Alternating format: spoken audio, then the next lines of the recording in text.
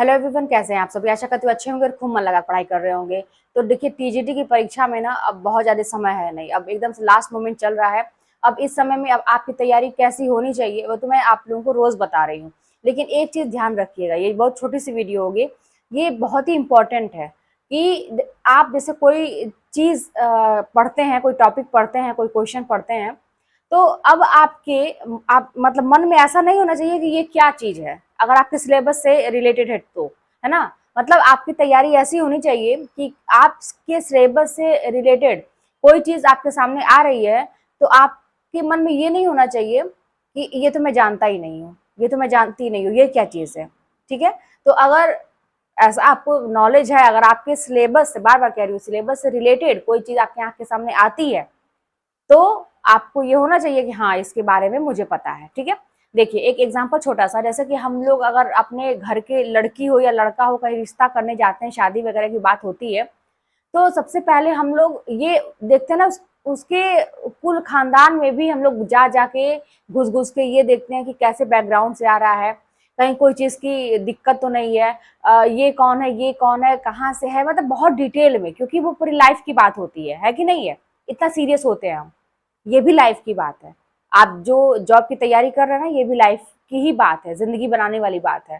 तो यहाँ पे अगर आपके सामने कोई क्वेश्चन आता है, 4 ऑप्शन है उसके, और उसमें से मान लीजिए 1-2 ऑप्शन ऐसे हैं जिसके बारे में आपने कभी सुना ही नहीं है, तो आपका कर्तव्य ये बनता है अभी कि मतलब जल्दी से ही आप गूगल पे सर्च कर लीजिए या किताबों में खोज लीजिए, अगर आपको ये पता है कि यहाँ किस टॉपिक से रिलेटेड है, मतलब कहीं ना कहीं से उसका आंसर आप खोजने की कोशिश करिए। यूट्यूब पे देख लीजिए कि इससे रिलेटेड कोई वीडियो है कि नहीं। क्विकली, मतलब ये ना रहे वही चीज कि ये चीज मैं जानती नहीं, आप अपने सिलेबस से रिलेटेड, एक्स्ट्रा की मैं तो बात ही नहीं कर रही हूँ।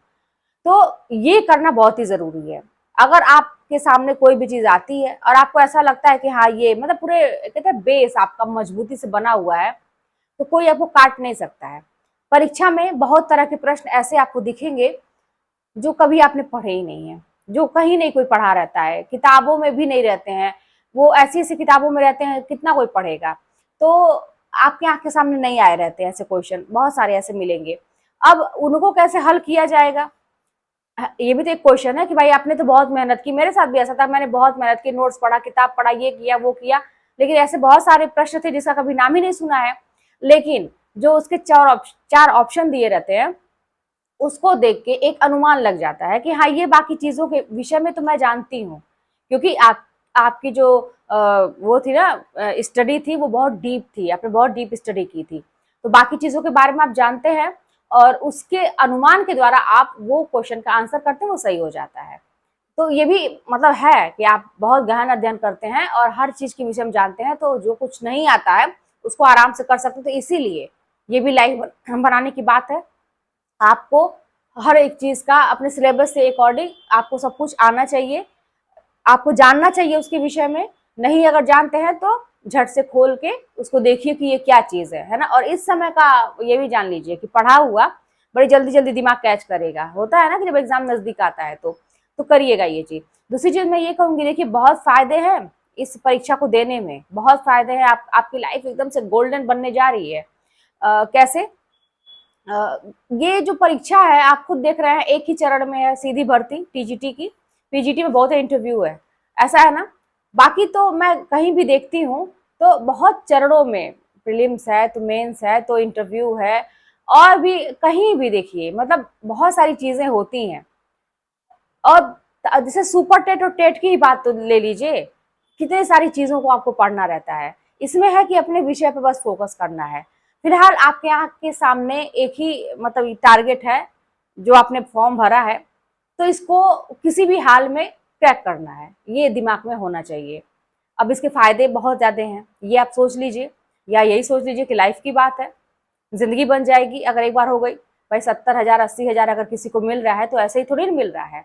भगवान भी ये सोचते हैं ना कि इसको दे तो क्यों दे, ये डिजर्व करता है या करती है कि नहीं।